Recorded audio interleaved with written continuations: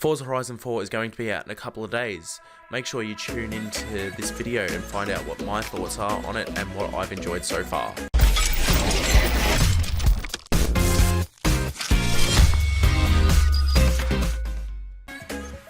Hi guys, Lee here from Generation Play, bringing you, of course, the amazing review of Forza Horizon 4 and what I thought of it myself. Let's jump straight into it. So, to begin with, the driving mechanics in this, they were tweaked a fair bit from Forza Horizon 3 from what I can tell. For me personally, what I would do mainly in Forza Horizon 3 is obviously do all the racing, which is the most amazing part of the game. But also, I was sitting down on like a couple of Saturday nights, or just any night of the week really, going through the customizations of the cars, and B, mainly making drift cars, because that's my style in this game. And Forza Horizon 4 has gone and perfected that in what I think. So I was driving around just the other night in the game. I got the Forza Formula Drift Pack, and that has pre-installed cars that has drifting already as its preset. And I was driving around, and these cars felt phenomenal. So obviously you have the drifting sectors that you can go and create your scores in. One of my most favourite parts about this is that they've taken the drifting and they've polished it so much. Also about these drifting sectors, in Forza Horizon 3 you would loop around each time to try and get your high score in that section. If you hit a car, that was unfortunate, you just had to loop around and try again. In this one, they've actually, when you're going through the drift sector, the actual civilians' cars turn into ghosts, and that to me is amazing, considering I'm a bit of a perfectionist and I have to restart each of those drift sections. I usually use a FD RX-7 or a Toyota Supra or a 31 Skyline. Those are my picks of drifting cars. Now, the map. The map is really big. A bit bigger than Forza Horizon 3, I think. This is also due to the fact that this game features a 4-season mode now. So this game will transition once a week, I think on a Friday in Australia, 12 PM. So coming up this Friday is going to be transitioning to summer. This video will be showing off winter.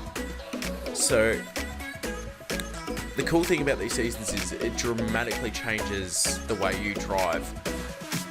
What I found is, so obviously autumn, the roads are a little slippery but not too bad. This is mainly when you go through mud, so you're going through the forest and stuff like that. So your tyres will slip more and it's a lot more realistic, but it's still keeping to that core Forza Horizon DNA. Now, one other cool thing I have to add is, even though the Xbox controller doesn't feature Rumble HD like the Nintendo Switch, what Xbox Studios has gone and done they've added dynamic rumble situations when you're driving over certain roads and bumps. This is mainly apparent when you're driving through snow and mud. I've found you can actually feel like the potholes and the bumps, and also the snow. Your controller will be vibrating quite heavily when you're plowing through the snow. That's if you don't have snow wheels on. Now, talking about, this is a massive open world racing game, right? I am a drifter, as you have heard so far. Edinburgh, great city for that. All the closed streets and also wide open straights. Really awesome. What I'm hoping for the expansion passes myself is that we might get London. London would be a really cool place to drive in. Also, the cars in this game. This is the biggest list of Forza Horizon cars available to date. I'm pretty sure there is about 450.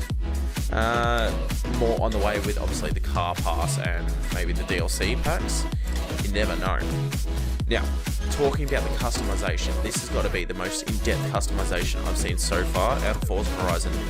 You can now go and edit the track width of your your wheels at the back. So some of the body kits on some of the cars I've used, such as the Nissan 240SX, has a wide body kit, and you can in fact go into the track width for those tyres and make them a bit wider to fit the body kit, which is something they haven't added in the last ones, and I really like that. So also the suspension in the game, there is racing, tuner, drag, I think, and there's also now drifting. The drifting mechanic in the suspension makes it so you're a lot lower to the ground, and also your tyres have camber and a couple of other things to do with the tuning of the overall car, like the tyre pressure and gear alignment and such like that, I'm pretty sure. And that's really cool. If I had to round out a score for this game for myself, the visuals for this are amazing. They're definitely a 9. Gameplay, it's Forza, you know what you're going to be buying. You know you're going to be buying an amazing, polished racing game. That, for me, is going to have a 9.5, and overall, I'm going to give this a 9. So, this was Lee from Generation Play. That was my review of Forza Horizon 4. Hope you guys enjoyed. Please go ahead and subscribe to our channel. Also, head over to our Facebook. I myself am over there most days, commenting and discussing with all our other friends and family over there.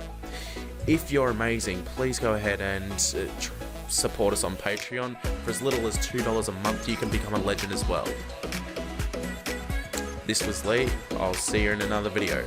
Before you close the door, please let me explain what I'm going to do. Here's a book. I want you to... Okay, bye.